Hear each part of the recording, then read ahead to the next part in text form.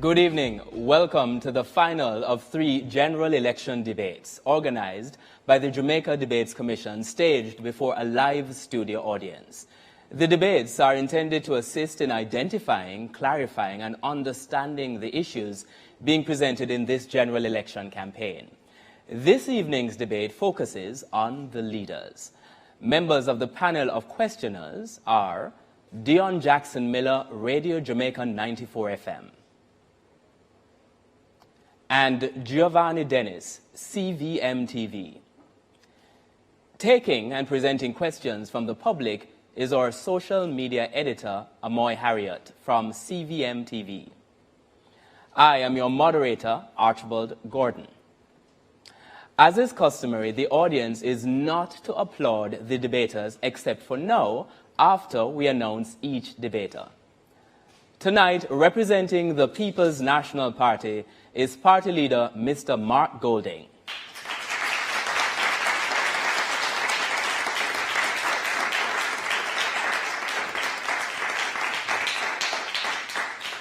Representing the Jamaica Labour Party is party leader Dr. Andrew Holness.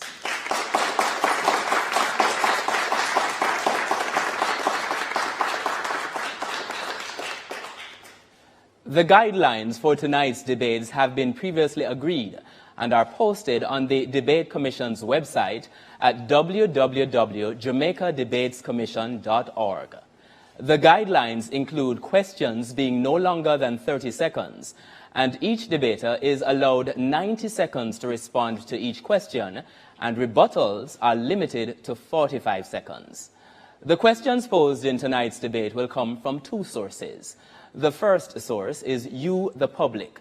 Send us your questions via direct message on Instagram, Facebook, and TikTok to Jamaica Debates.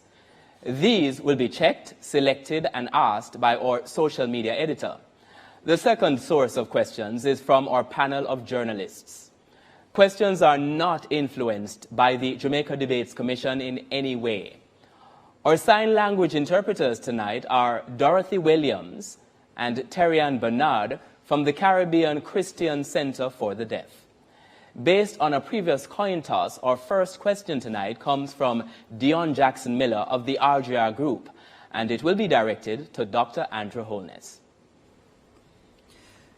Dr. Holness, government members have recommended taking the Auditor General off the Integrity Commission. There have been changes made by your administration to the Office of Political Ombudsman that have virtually destroyed its effectiveness as a check on the behavior of politicians. And there have been constant attacks by members of your administration on the Integrity Commission and on media and civil society groups that criticize your administration. Shouldn't Jamaicans be concerned about what appears to be a pattern by your administration of undermining oversight bodies in the public sector, civil society, and media? There is absolutely no attempt by my administration, and indeed myself, to undermine any oversight body. Indeed, we have acted to strengthen and make them far more efficient. In placing the oversight of the political ombudsman under the office of the Electoral Commission, that's a move to strengthen and give it far more institutional framework. I myself have been very complimentary and acted in a very dignified way as it relates to the Integrity Commission.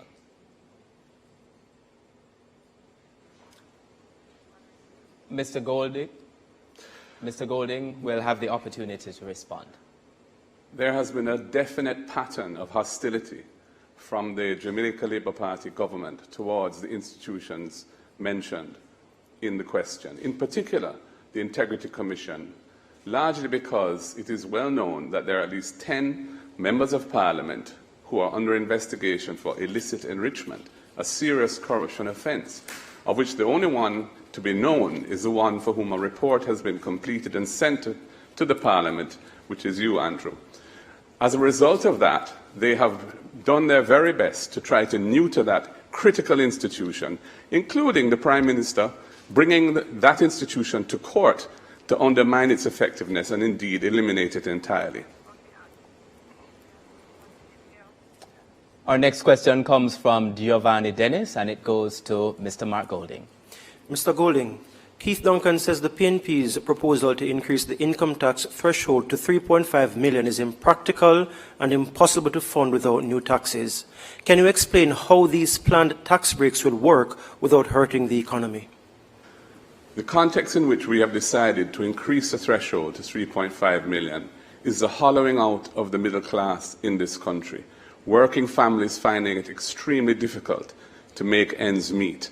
And we believe with the debt to GDP ratio having now, after 13 and a half years of belt tightening and austerity, having now reached the cusp of the target of 60% of GDP introduced into the fiscal rules in law under Portia Simpson Miller, this is a time, this year it's expected to actually, with the readjustment of the definition and calculation of GDP, this is the year that we expect to achieve that target. That will release 2.5% to 3% of GDP of additional resources, which were not previously budgeted for in the fiscal policy paper. That is more than sufficient to pay for our entire program, including the $3.5 million increase to 3.5 million of the tax threshold, which will make our civil servants and our middle managers, and indeed most of Jamaicans who are presently suffering under the high burden of the cost of living, have money that they can spend, they can fix up their homes, extend their homes with a room, buy a car if they don't have one, pay down debt where they may be in arrears. It is necessary to preserve the country from brain drain and to keep the society intact. Dr. Holness now has the opportunity to respond. The hollowing out of the middle class is an act of the PNP. They totally decimated the middle class. It is the Jamaica Labour Party that introduced the increase in the non-tax threshold that recreated a middle class in Jamaica. In fact, when you look at the salary profile of PAYE contributors, you would see that their salaries have all risen. It is the Jamaica Labour Party, through the compensation review, that has increased salaries by over 200 billion Jamaican dollars for public sector workers. The current proposal of the PNP is unworkable.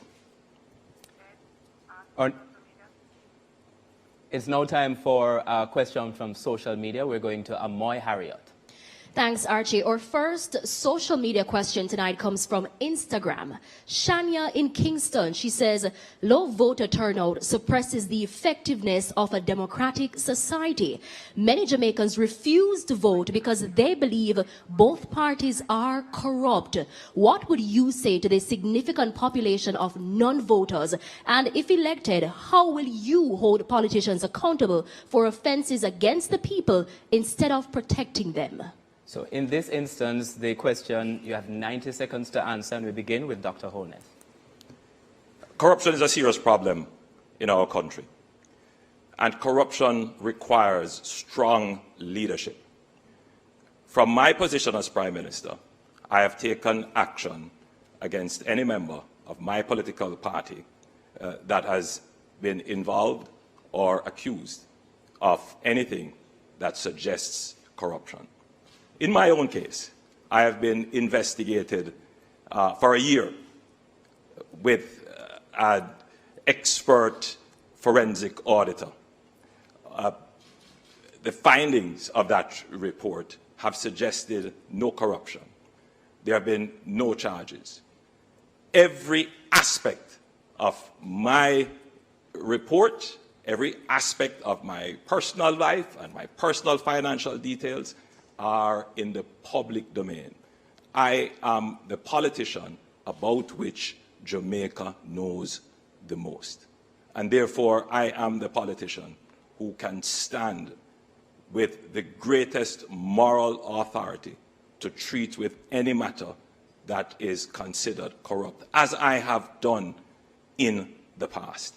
And I want to give this assurance to the Jamaican people that you know me, you know about me, you can trust me, and you know that I stand against corruption.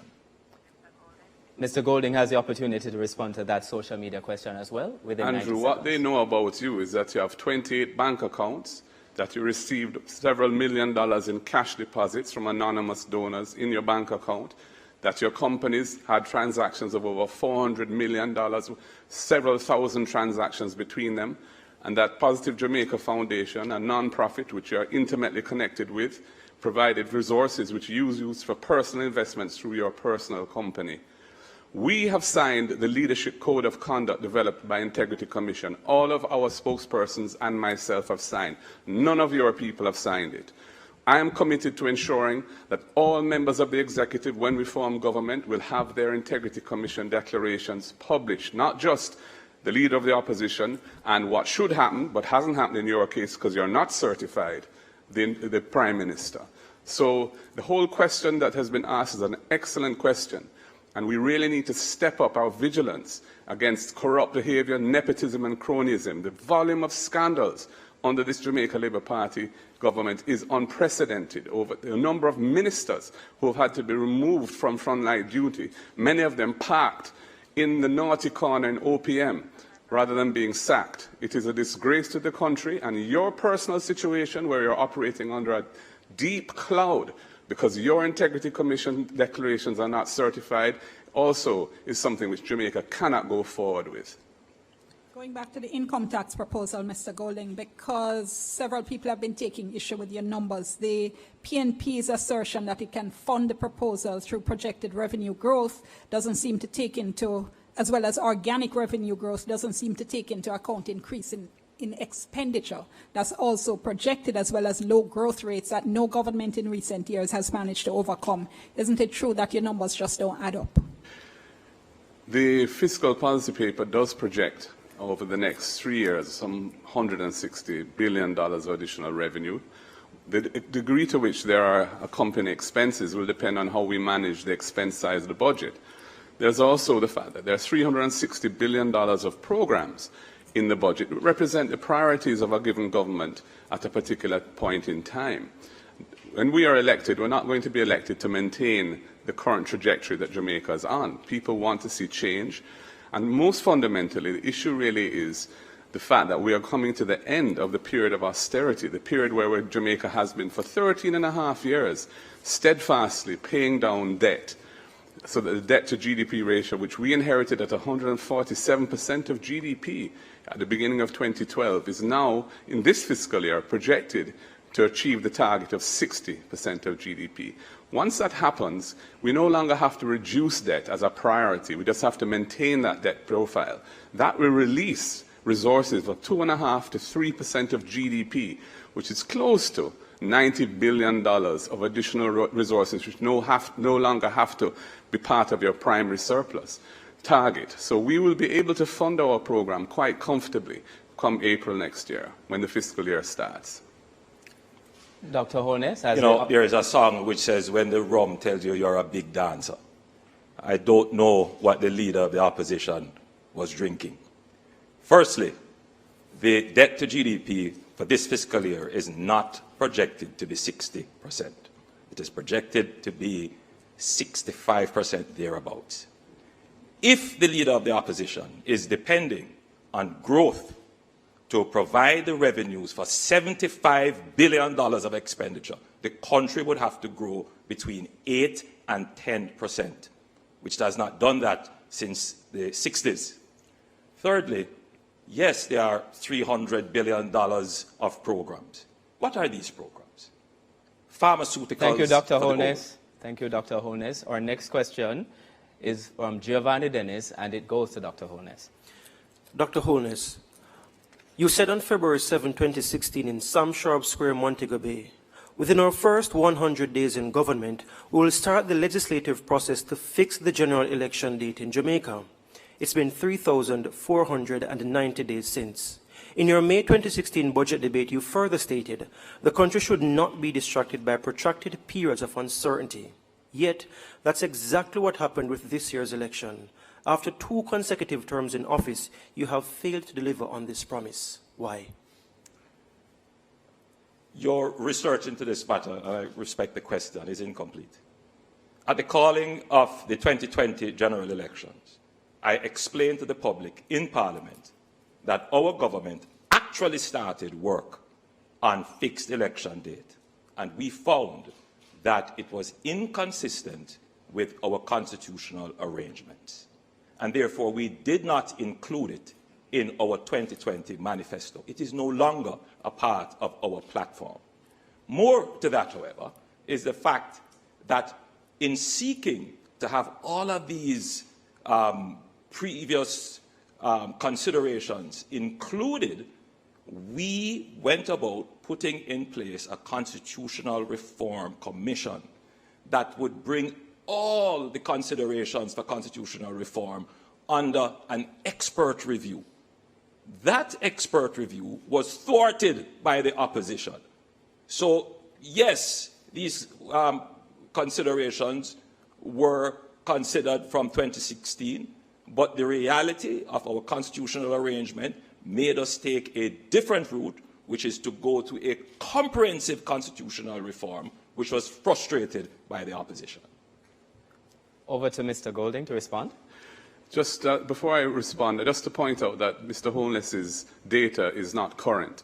The Fiscal Commissioner issued a release, I think it was today actually, indicating that with the National System of Accounts being updated, GDP has been adjusted, and we're now at 62% of GDP. That's what the debt is at the end of March this year, and we will more than likely achieve 60% this fiscal year.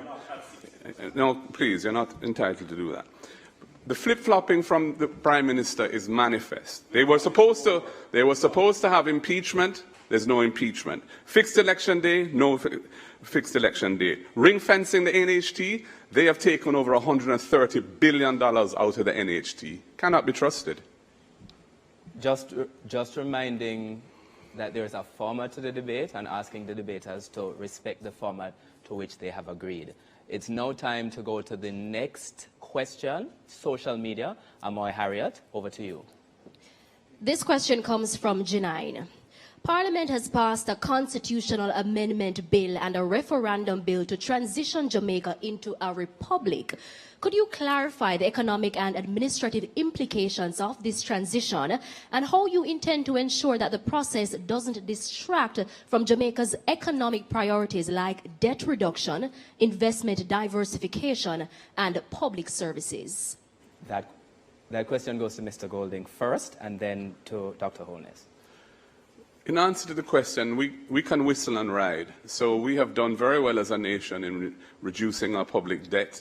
We ensured that the fiscal rules were very strong with an algorithm, an equation in the fiscal schedule to the Financial Administration Audit Act that determines the fiscal balance that must be hit by each year's budget, and that has ensured that successive governments have stayed on course to take it down to 60%.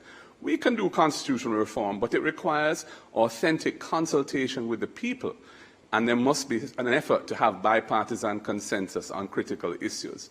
And we have not been able to achieve that consensus yet on the critical issue of decolonization, in particular our final court, which is now the Privy Council, the King's Court, that makes orders in the name of the King, as opposed to the regional court, which has been established, the Caribbean Court of Justice, which Jamaica helped to design, helped to fund, and which has developed over the last 20 years a reputation for independence and excellence. There are aspects of the bills that are in Parliament now that we have big problems with. In particular, the fact that effectively it will allow the Prime Minister to appoint the President, because a simple majority of both houses will do it if we do not agree who that person is. I think that is wrong. I think that the President of the country must command the trust and confidence of both sides of the political aisle, and indeed the wider public. Dr. Holness? To be clear, the bills before Parliament do not give the Prime Minister the ability to appoint the President. We are the party that have advanced the greatest, the process of repatriating our sovereignty. I am a Jamaican through and through, and I want to see my country's sovereignty represented by a Jamaican. It puzzles me as to why the opposition is trying to frustrate this. The opposition says we must always consult the people, yet they do not want to consult the people on a fundamental architecture of our society, our final court of appeal. They are inconsistent, they are hypocritical, flip-floppers. They were the ones who nudged, encouraged, and agreed with the government that a process should be started for the repatriation of our sovereignty. Midway the process, they have turned around to say they have challenges with it. What is it that they really want? Are you truly a Jamaican? It's time for our next question. It is from Dion Jax Miller, and it goes to Mr. Golding.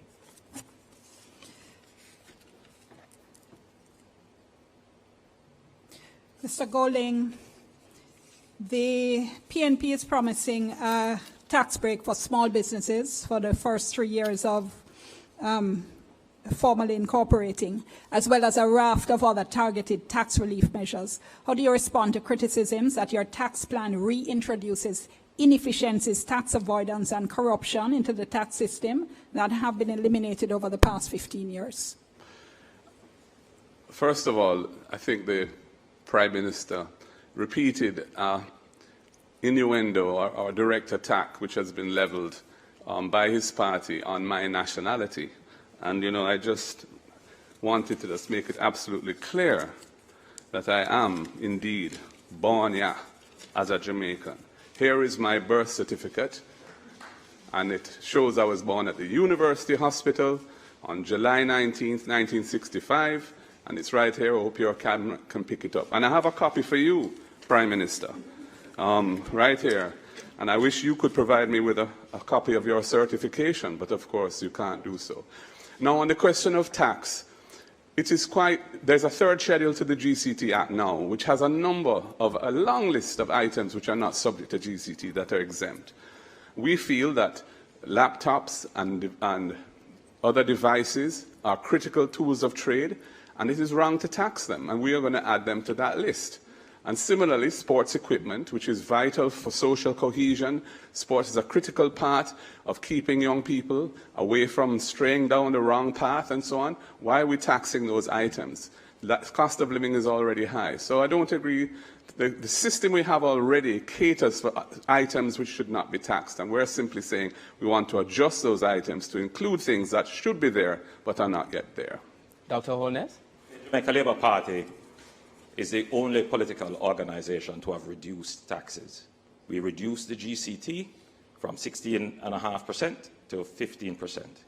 And we have done so in a way that has not compromised our revenues or the sustainability of future programs. All, and I repeat, all the tax suggestions and promises of the opposition will compromise our fiscal arrangements and place us back in debt or result in increased taxes. The best way to provide social services is to identify the persons who need it. Thank you, Dr. Holness. Our next question is from Giovanni Dennis, and it goes to Dr. Holness. The Rio Cobre is a major water source for the St. Catherine Plains and communities in and around Spanish Town. Yet, since 2019, under your watch as Environment Minister, there have been close to a dozen chemical spills, causing fish kills and disrupting lives. You say you're a champion of the environment. Why hasn't there been tougher sanctions for the repeated breaches of environmental permits by the companies culpable? The Jamaica Labour Party has put in very tough sanctions, including the requirement for the provision of bonds. We are the only government to have called these bonds and brought polluters to court. We have also started the process of studying the Rio Cobre to ensure that there is no discharge into the Rio Cobre. And this is something that I am personally very serious about, and we will put in legislation to end discharge into the Rio Cobre. It becomes even more important as we have now put in place the Content Rio Cobre water project, for which we are pulling 15 million gallons of water from the Rio Cobre per day. So we must protect that asset, and I give the public my sincere commitment that we will protect the Rio Cobre. Mr. Golding? quickly, just to say that the JLP is not the only party to have reduced taxes. The PNP reduced the personal income tax rate from 33.33% to 25%. We reduced the GCT rate from 17.5% to 16%.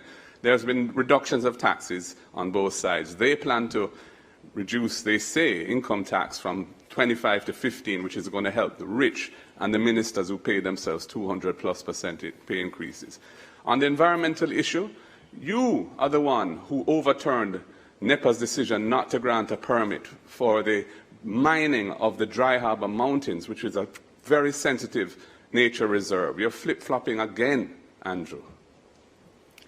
Our next question is from social media. Over to Amoy Harriot. Well, Archie, Delanore says many Jamaicans would like to see the full rollout of body-worn cameras on our police officers, even more so now, given the increase in fatal police shootings. Will this be something that you'll prioritize should you be elected? Mr. Golding will respond first. First of all, I think it's very important to acknowledge and commend the excellent work done by the police force over the last year and a half in bringing the rate of violent crime, in particular murders in the country, down from the intolerable levels where it had been under this government. More murders committed in Andrew Holness's 2 years in office than any other 2-year term in the history of Jamaica. The police have finally abandoned the failed policies that we did our best to stop, the mass use of states of emergency, which the court has ruled as unconstitutional, and have gone now to a much more targeted approach, a much more strategically sound approach. Having said that, we do feel that it's very important that the public as a whole must have trust and confidence in the police, because the police rely on intelligence and information from the public. And therefore, if the public feel that there's excessive use of force and there's no accountability for it, they're not going to be as cooperative as we need them to be.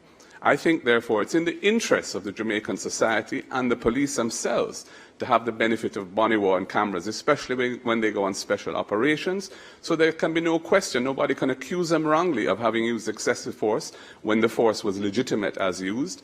And to the extent that there may occasionally be an excessive use of force, the persons are held accountable for that in accordance with the law. That's what the rule of law requires. Dr. Holness? The government is already in the process of procuring and acquiring body-worn cameras. Several thousands of them are under procurement and will be deployed shortly to the police force. We consider this as absolutely important in giving confidence to the public regarding the actions of the police force. And the police themselves want to have these cameras as protection for themselves. Interestingly, however, the leader of the opposition states that the states of public emergency did not work. Now, murders under the PNP increased to over 1,000 murders in 1997 and remained there for over 30 years. It is the Jamaica Labour Party in 3 consecutive years that have reduced murders by 55%. The states of public emergency worked. The states of public emergency were supported by the PNP when Peter Phillips was the leader of the opposition, and it reduced murders by 27%. Since we did not have the cooperation of the opposition, murders went up. A question must be asked: who is responsible for the increase in murders when there was a tool that could have saved lives? It is a serious question.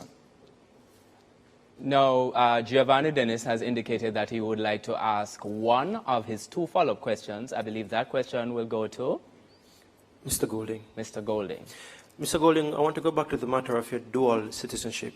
It took days for you to confirm that you held dual citizenship and weeks for you to renounce it.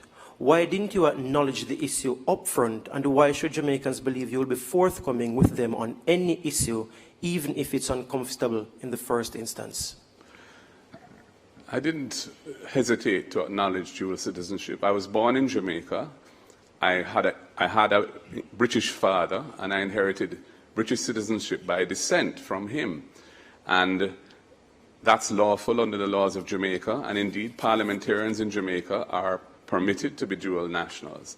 I therefore didn't consider it to be something which was problematic. However, when it was raised last year and politicized, I decided I want to know what the Jamaican people felt about it, because I thought really my response ought to be driven by them. We did an internal poll. It showed that a majority thought I should renounce, and so I did. And I renounced my British citizenship in August last year. Dr. Holness, rebuttal. You know, this is a strange one. A man who wants to represent his country must choose his country. He doesn't need to ask anyone. He should choose. And that's why we say we choose Jamaica. It is indeed of concern that it was not until your 40s, when you were becoming a minister of government, that you sought to have a Jamaican passport. It is not your birth that makes you Jamaican. It is the choices you make for your country, including supporting a process that would make a Jamaican head of state here, including getting a Jamaican passport. Our next question is from social media. Over to Amoy, and that question will go to Mr. Golding. On TikTok, Taj says, given the current negotiations surrounding the U.S. Keep Call Centers in America Act and its potential to impact over 50,000 Jamaican BPO workers, how does your administration plan to safeguard both employment and livelihoods for young Jamaicans if outsourcing opportunities decline? That's a good question, and the truth is that the evolution of technology, especially the advent of artificial intelligence, is also a threat to the type of services that are provided through outsourcing.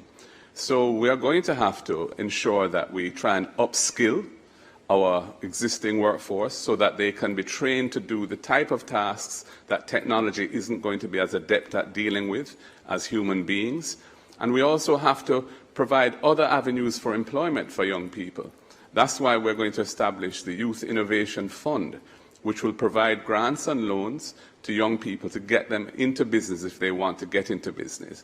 And it will enable them to pursue their talents in tech or in creative industries or any other area of endeavor so that they can express themselves, help to monetize their talent, and build brand Jamaica. And so those are the types of things that need to be done. We also want to emphasize training and the role of the private sector in training. We'll be giving an incentive, a dollar-for-dollar matching of all businesses who invest in upskilling and training. We will match their investment through the HEART program to encourage them to invest further in training and upskilling the workforce so they can employ more people in higher paying jobs. Right now, too many of our people are struggling in low-income jobs, low-wage jobs, low-tech jobs.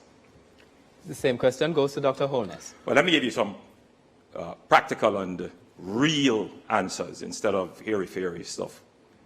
Jamaica is already positioning itself for nearshoring and friendly shoring of the recalibration of the global supply chain. And that is why we have made a massive investment in the Caymanas development and in Raintree. These are real investments that will bring production to Jamaica and jobs to Jamaica. We have already started to ensure that over 120,000 Jamaican youths can access training free of cost under HEART. And much of that training is in support of not just BPO, but logistics. But more than that, we saw the change in technology coming and the impact it would have. And that is why we have invested in a coding and technology academy, the Amber Heart Academy, where hundreds of Jamaican youth are trained in not just the basics, but as high up as data science. Because what we want to create in our society are the trained skills that can attract the jobs that we are already negotiating for. You have a government that understands the changing global dynamics. Thank you, Dr. Putting Holness. in place measures to take advantage. We now ask Dion Jackson Miller to start this segment with a question for Dr. Andrew Holness.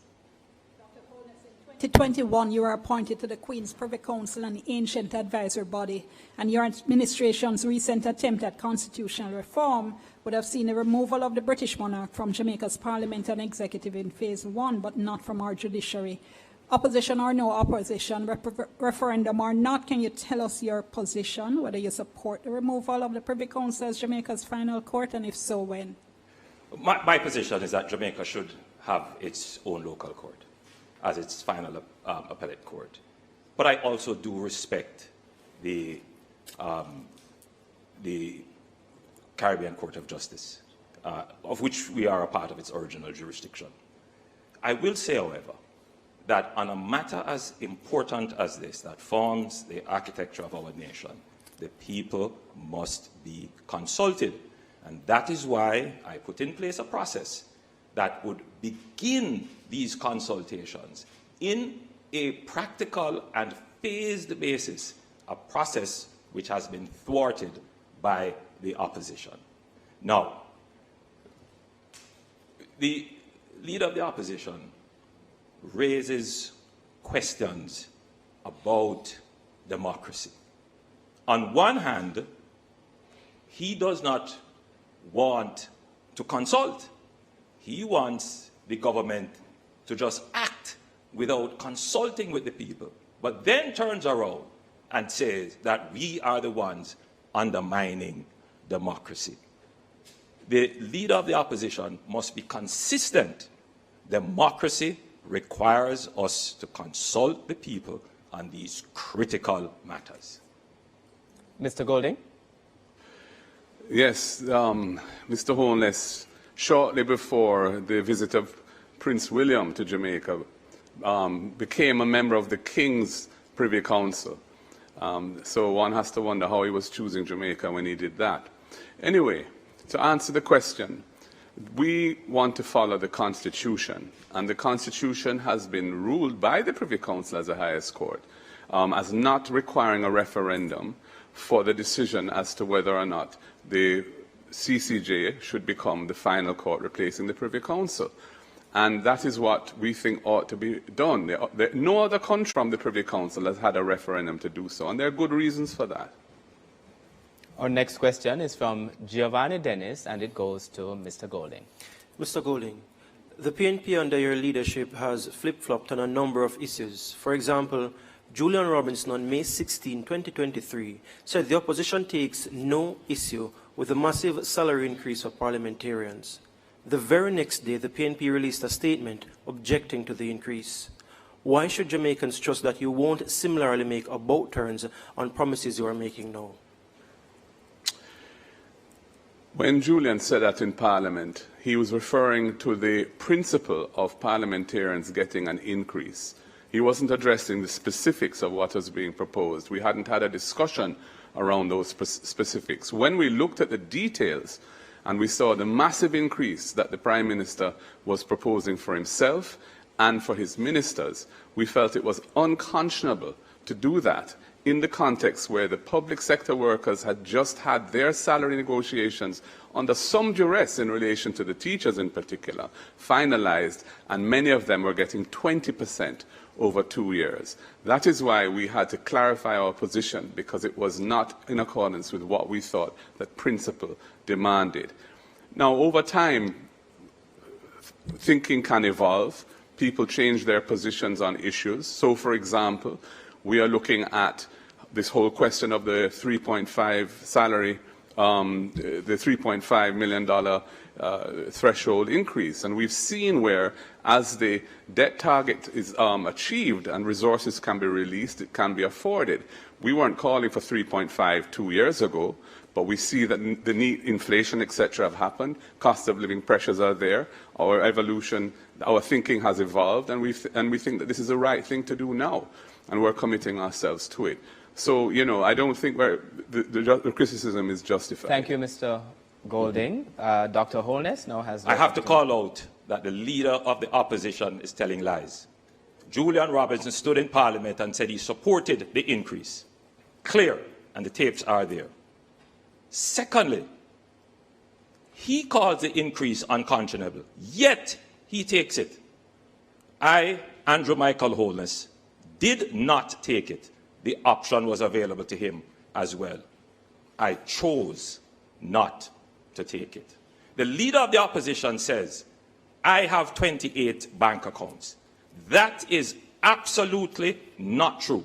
The report of the Integrity Commission includes accounts that are closed, accounts that are dormant, insurance accounts, and investment accounts. Thank you. They have Thank weaponized you, Dr. Holness. Our next question is from Dion Jackson-Miller, and it goes to Dr. Holness. Dr. Holness, in your 2016 manifesto, you said, quote, will make it mandatory that the appointment to sensitive posts be approved by a 2/3 majority in each House of Parliament, thereby requiring consensus between government and opposition. Now, the posts identified included the Office of Director of Public Prosecutions. Not only did you not implement this, but you disregarded the opposition's objections in the case of the recent extension, which led to a court case. Wasn't this a betrayal of the principle of bipartisanship that you had been proposing 9 years before? Absolutely not. And indeed, in some instances, there are parliamentary review of sensitive positions. And I want to be also very clear that the constitutional reform process that we have put in place would take into consideration all of these proposals that were made. We cannot tinker with the Constitution, doing a little thing here and a little thing there, and therefore we decided to put it in a comprehensive process, again, which the opposition has thwarted. But since I have some time, let me also address some other issues about the leader of the opposition. In my own Integrity Commission report published in Parliament, there were no findings of corruption. All my assets are in Jamaica, and I have declared everything to the Integrity Commission.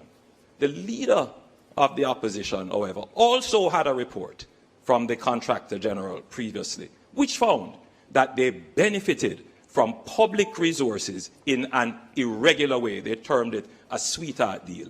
In my report, there is no such thing. None of my resources are ever connected to any public funds or any public resources. However, for the leader of the opposition, the report was very clear that their operations were considered to be irregular and a sweetheart Thank you, deal. Dr. Holness. Mr. Golding has an opportunity to respond. The Prime Minister has no interest in bipartisanship. He has strong dictatorial tendencies and really would prefer not to consult with the opposition at all if he didn't have to. And I say that based on my experience with him over the last 5 years. He talks about he didn't want to tinker with the Constitution. Then why did he seek to amend the Constitution as a one-off, tabling the bill and seeking to pass it on the same day to extend the DPP's tenure beyond what was constitutionally allowed? That was tinkering, Prime Minister, so come on. And in terms of Integrity Commission reports, my declarations have been certified every year as being proper. Yours have not, because you are under investigation for illicit enrichment. Mr. Golding. Our follow-up question now, Dion Jackson-Miller has indicated she'd like to use the first of her follow-up questions. On the same issue of the DPP's appointment, Principal Dr. Holness doesn't require constitutional amendments, though. And if it is that you were committed to the principle of bipartisanship, why would you have rejected such strongly worded opposition coming from the opposition leader? End of the day, this matter was taken to the court, and the courts decided, and the DPP was reinstated. I want to also clarify something that the leader of the opposition said. The investigations carried out by the Integrity Commission are at an end. I am not currently under any investigation. There were no findings of corruption or charges. The leader of the opposition continues to try to weaponize these things because that is the only crutch he has to stand on. I, Andrew Holness, am thoroughly transparent. Thank you, Dr. Holness. Thank you, Dr. Holness. Mr. Golding has the opportunity to respond. Again, Andrew Holness is being disingenuous and tricky. The Integrity Commission referred his matters to the Financial Investigations Division, a law enforcement agency charged with investigating serious financial crimes, for further investigation. What was his response? When there was a vacancy at the head of it, he sought to appoint or influence the appointment of somebody who is his close personal friend and who had said publicly on nationwide radio that he didn't see anything wrong in the report on Mr. Holness's financial situation, the Integrity Commission's report.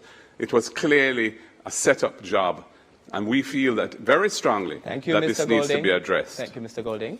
Our next question is from social media. I'm going to hand over to Amoy.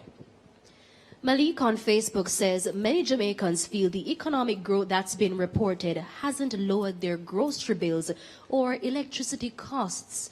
How do you measure economic success beyond the statistics? Dr. Holness has the opportunity to respond first. The first measure is income. And 280,000 jobs have been created in Jamaica, which means that more Jamaicans have income. There is a rise in income. Let's look at the minimum wage. The Jamaica Labour Party government has tripled the minimum wage. So there are more Jamaicans earning more at the lower levels of our country. Further, access to basic amenities. 350,000 Jamaicans have access to potable water, and in our next term, we will ensure that the 900,000 Jamaicans which now don't have reliable or full access to water will have access to water.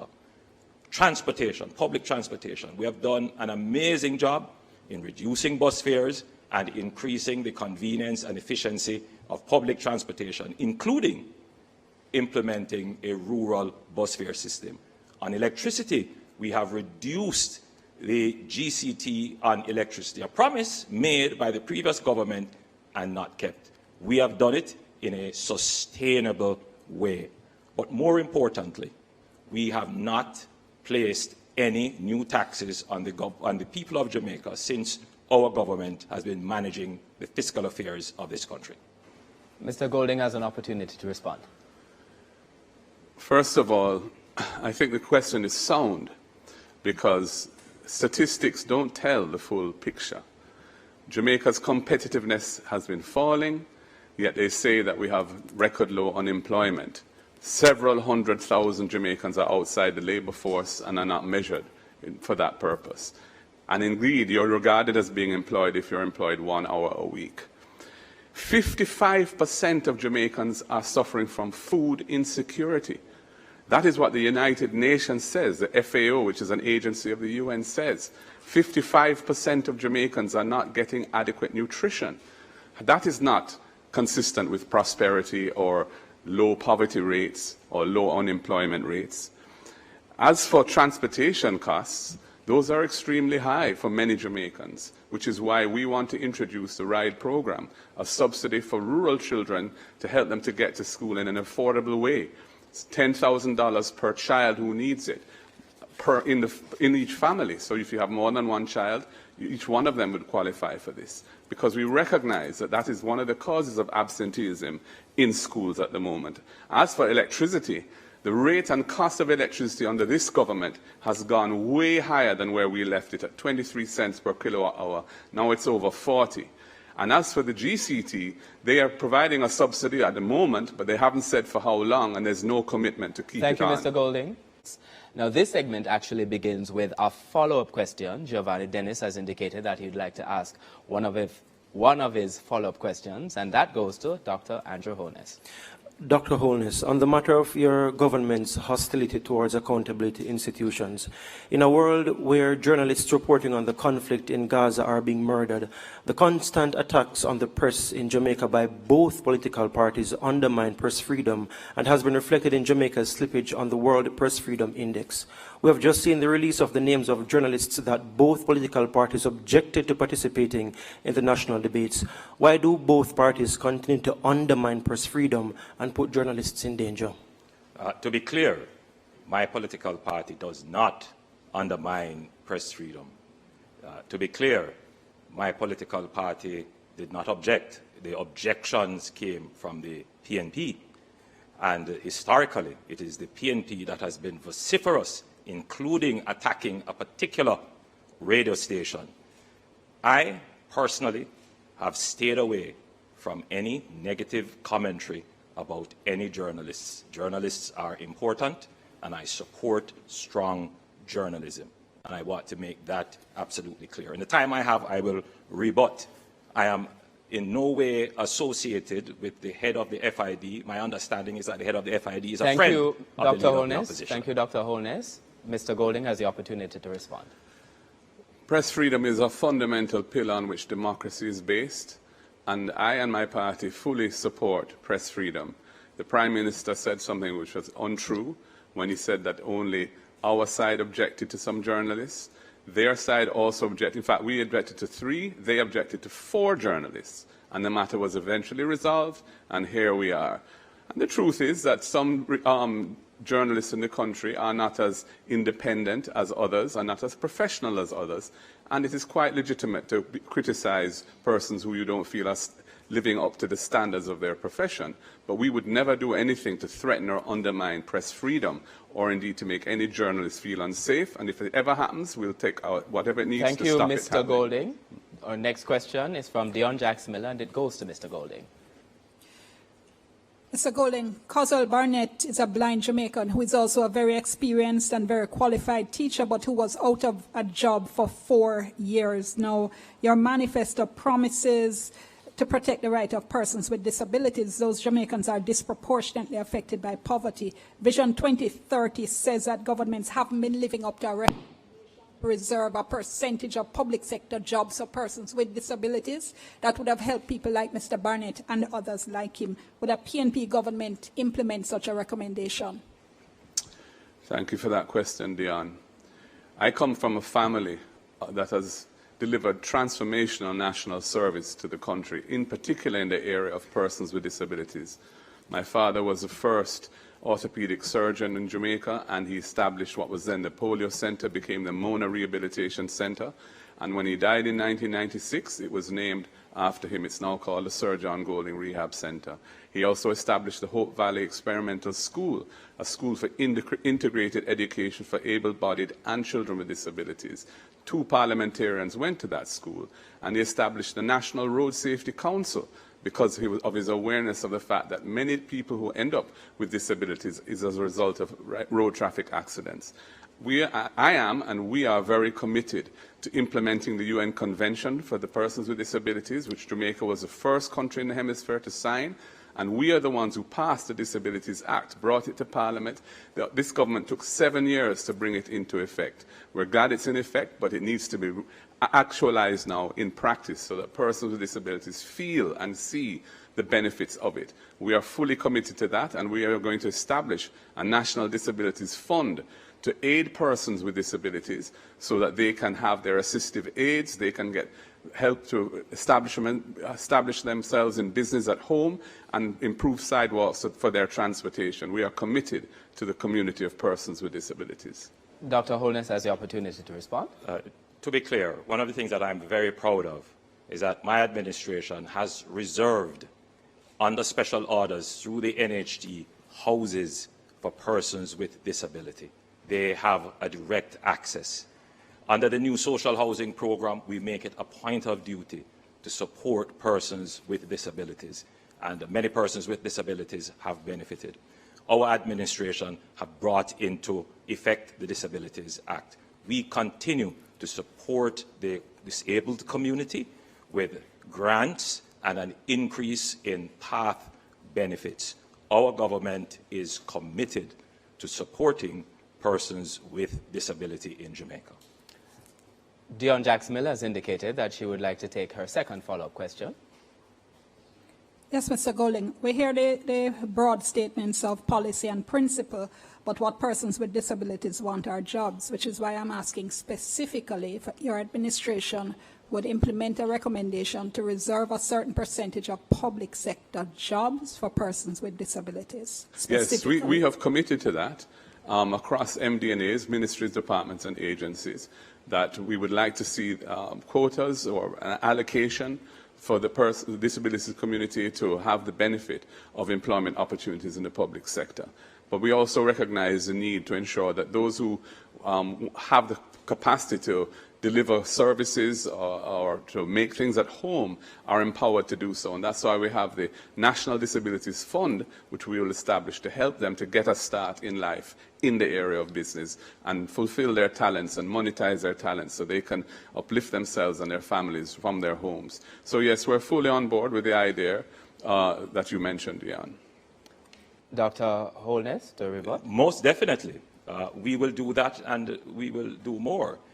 In fact, at the Office of the Prime Minister, we do make it a point of duty to ensure that persons with disabilities are employed at the Office of the Prime Minister, and we will give that directive, if it is not already in effect, to all the ministries. But more than that, people with disabilities want to be independent, and they want to work independently, many of them. And we, through various initiatives, including through the various development funds that we have, will provide resources to persons with disability so that they can start their own businesses. And I think that is really the critical thing, to ensure that our persons with disability are independently earning income. Our next question still goes to Dr. Holness, and it comes from Giovanni Dennis. Dr. Holness, communities like Charlemont, Birdsucker, Acadia, and many others across the corporate area have complained and have taken the government to court for inadequately regulated developments.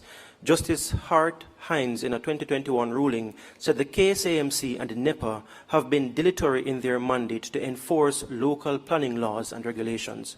In December 2021, he said work was being done to restructure the entire approval process, yet the issues persist. Why isn't more being done to force the KSAMC and the NEPA to do their jobs to enforce the building regulations? When that comment was made, the situation was as you have said. Since then, there have been significant improvement in enforcement, and including a new planning order for Kingston and St. Andrew, which clarifies many of the issues that were in contention, including we have included more inspection officers at the KSAMC, and there are more cases now being brought to court which are being prosecuted. So there has been an improvement. However, I believe that there is still much more work to be done in terms of increasing the enforcement capabilities. And yes, there are some legislative changes that need to be clarified, particularly as to how titles are issued and how densities are approved. Mr. Golding has the opportunity to respond. Since the People's National Party assumed the leadership in the council of the KSAMC, the new Mayor Andrew Swaby has been pursuing internal governance reform, including persons from outside, to try and improve standards and processes, make them more transparent and effective, so that the citizens of the corporate area can expect higher levels of governance. I think it's unfortunate that in the case of Mr. Holness and his wife, they are in the business of real estate development, or certainly she is, and that presents serious conflicts of interest which have manifested themselves in some of their own schemes that they have developed. I think we need to have rules which preclude that kind of activity so that there's no question of conflicts of interest. We've come to the point in the debate when the debaters get an opportunity to ask each other questions. We begin. We invite Mr. Golding to ask a question of Dr. Andrew Holness. Mr. Holness, the Integrity Commission, in their court filing in the case that you brought to try and strike down the act and eliminate the offence for which you are being investigated, have said that you had money in the Ponzi scheme Olint and you got it out, while others suffered losses. You had money in Cash Plus, another Ponzi scheme where people lost lots of money, you got it out. And of course, you had money in SSL, and you were able to withdraw your money before it collapsed. In fact, I would say the only person that Usain Bolt has not been able to catch up with is you. And I want to ask you, how do you think and why do you think the people of Jamaica should trust you to be in charge of the governance of the country for a third term with that track record and with that cloud hanging over your head? The leader of the opposition is a liar and cannot be trusted. I lost money in Cash Plus and Olent. However, the PNP accepted and received $1 million from Olent. He has no credibility to talk about Ponzi scheme. They benefited from the Ponzi scheme to fund their election campaign. He questions my wife's integrity about development. My wife and my family are hardworking Jamaicans. We started off with taxes like many other Jamaicans, and I have worked hard. He has sought to weaponize that. But the people who receive me when I go into the country, they say, Andrew, don't worry. No weapon formed against you shall prosper. Mr. Golding, your rebuttal. I made the point that for the Prime Minister and his wife to be in the real estate business when so many of the agencies of government which regulate that business fall under his Ministry of Economic Development and Job Creation creates the possibilities for conflicts of interest, and I stick by that position. We now invite Dr. Andrew Holness to ask a question of Mr. Mark Golding. The Leader of the Opposition speaks about integrity and trust. He was an advisor to a former Minister of Finance that put in place a policy of high interest rate, for which he acted as a broker for the government to invest loans and bonds for which he received a commission of high interest rate, to the point where one of his members described this as the greatest transfer of wealth from the poor to the rich. He, the Toponaris lawyer, has made billions of this, yet he does not disclose this in his integrity report. In fact, he doesn't even have a house in Jamaica. How can we believe you? And do you have assets in overseas companies for which you have not disclosed? I've disclosed all my assets, and that's why my Integrity Commission declarations are certified. Your allegations are scurrilous and false. You made reference to DB&G, although you didn't call the name. DB&G was established in 1992 as an investment firm by 3 young Jamaican entrepreneurs. When the financial sector meltdown occurred some years later, and FinSAC was established as a response to try and protect the savers of this country so they didn't lose their money in their deposits in the banking system and their pensions and so on, DB&G, like other financial firms at the time, had to navigate that carefully to survive. We eventually were approached by a leading international bank, Scotiabank, who did a thorough due diligence on the company. It's a listed company. We were a listed company from inception. Our audited financial statements are public. Our quarterly financial statements are public. They looked at us inside out and upside down, found nothing, absolutely nothing untoward, and they bought the company. And we have nothing to hide on when it comes to DB&G. I would say, why is your government, having spent $200 million on this Commission of Inquiry into FinSAC, hiding the FinSAC report? Is it because you and your wife bought a house from somebody who had been FinSAC'd?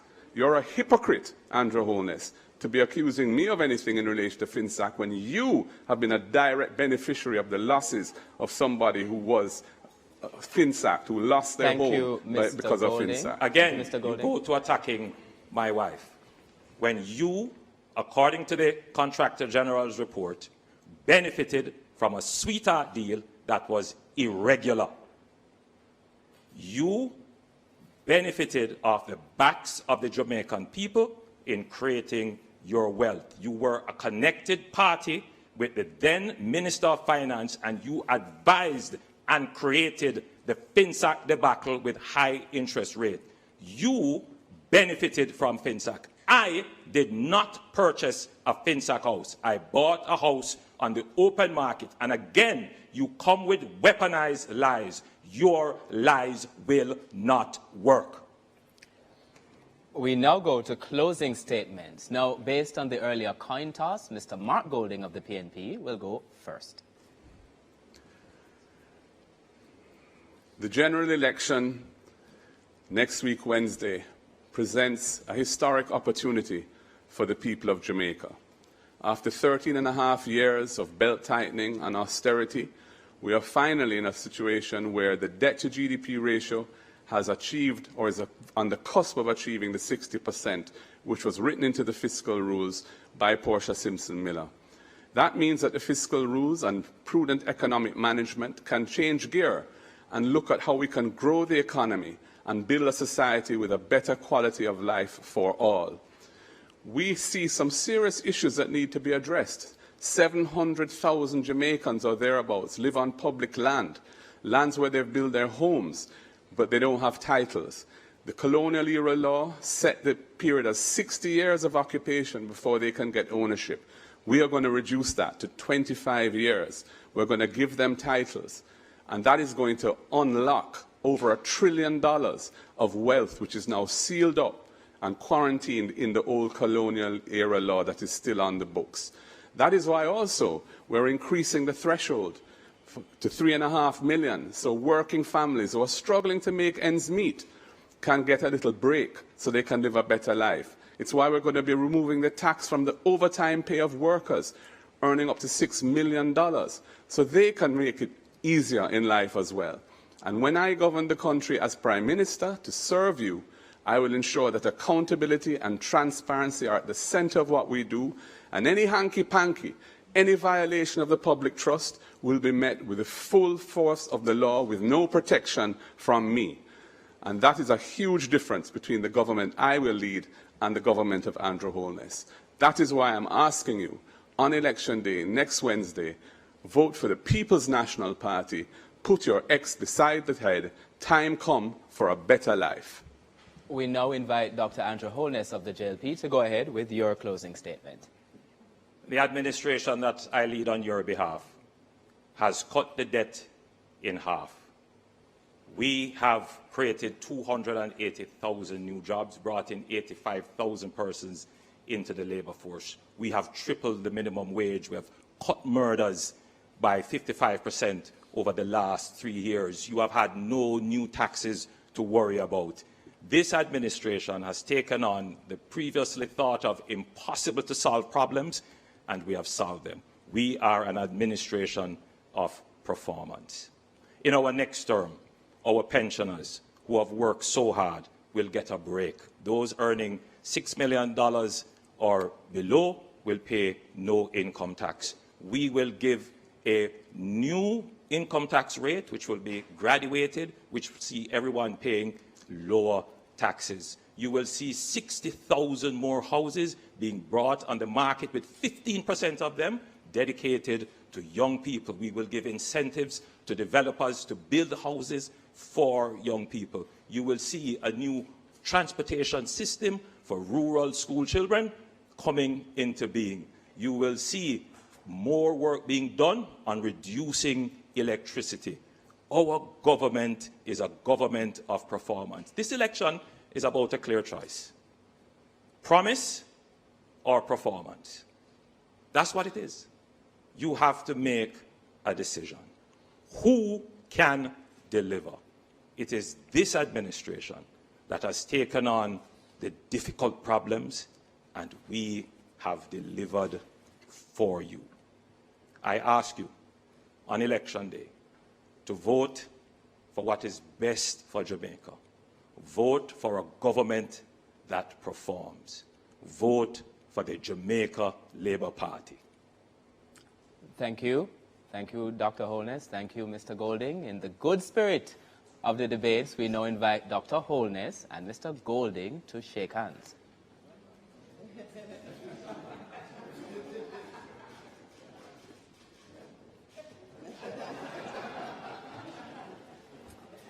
And now we can breathe. That concludes the leadership debate between Party Leader Dr. Andrew Holness, representing the Jamaica Labour Party, and Party Leader Mr. Mark Golding, representing the People's National Party.